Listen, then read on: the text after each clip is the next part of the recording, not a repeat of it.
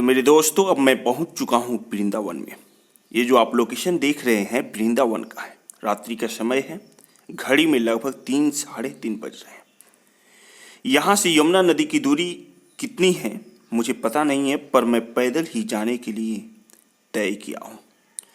यमुना नदी में स्नान करने के बाद ही मैं बांके बिहारी जी से दर्शन करने वाला हूँ। तो चलते चलते एक और चीज़ मैं बता दूँ वृंदावन के बारे में। दोस्तों, वृंदावन अपने आप में बहुत कुछ है। जब भी आपको यहाँ आना हो ना, तो आप शारीरिक शुद्धिकरण के लिए मत आइएगा, यहाँ मानसिक शुद्धिकरण के लिए आइएगा, क्योंकि ये कोई पर्यटन स्थल नहीं है। वृंदावन मौज के लिए नहीं आइएगा, बल्कि आत्म कल्याण के लिए आइएगा। अब अगर आप ये मन में रखे हैं कि चलिए मैं सैर सपाटे करके आता हूँ वृंदावन से, तो कदापि यहाँ मत आइएगा, क्योंकि ये परमार्थ साधने के लिए है, न कि सैर सपाटे के लिए है। मनोरंजन के लिए नहीं आना है आपको, अपने भाव की शुद्धि के लिए आना है, क्योंकि वृंदावन भाव की शुद्धि के लिए प्रसिद्ध है, न कि मनोरंजन के लिए प्रसिद्ध है। यहाँ खान पान तो जरूरी है, आप खाइए पीजिए, लेकिन केवल और केवल खान पान के लिए नहीं आना है, बल्कि संयम और नियम के लिए आना है।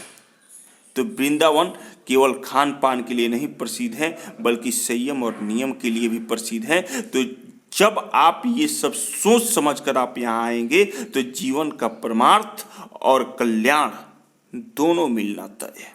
तो एक बार प्रेम से बोल दीजिए राधे राधे। तो दोस्तों, इसी तरह धीरे धीरे चलते चलते मैं पहुंच चुका हूं यमुना नदी के तट पर। ये जो आप लोकेशन देख रहे हैं यमुना नदी के तट का है। अभी थोड़ा सा रात्रि के समय है, नीट एंड क्लीन आपको नहीं दिखाई दे रहा होगा। वैसे मैं गंगा जी और सरयू जी में भी स्नान कर चुका हूँ, और आज मुझे परम सौभाग्य की प्राप्ति हो रही है कि मैं यमुना जी में भी स्नान करने जा रहा हूँ। तो फिर एक बार प्रेम से बोलिए राधे राधे। तो मैं अब स्नान कर लिया हूँ, और मैं आप लोगों को कुछ यमुना जी के बारे में बताना चाह रहा हूँ। देखिए, वैसे धार्मिक वेद पुराण और ग्रंथों के माने ना, तो यमुना जी कृष्ण के भक्ति में पूरी तरह से लीन थी। इसी वजह से इनका पानी जो है थोड़ा काला हो गया, यानी दिखने में उतना साफ सुथरा नहीं है जितना गंगोत्री है या सरयू जी है। लेकिन इसका प्रदूषित होने का बहुत सारा कारण है, अगर मतलब काला पानी होने का बहुत सारा कारण है। देखिए, मतलब कि घरेलू अपशिष्ट जल जितना है ना, सब इसी में बहाव किया जाता है।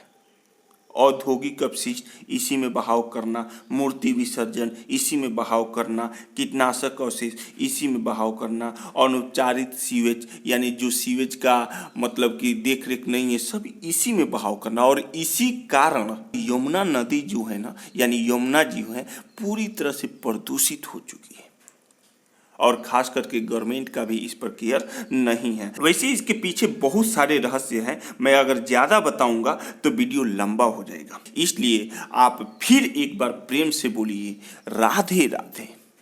एक और चीज़ मैं आप लोग को दिखाना चाहता हूँ।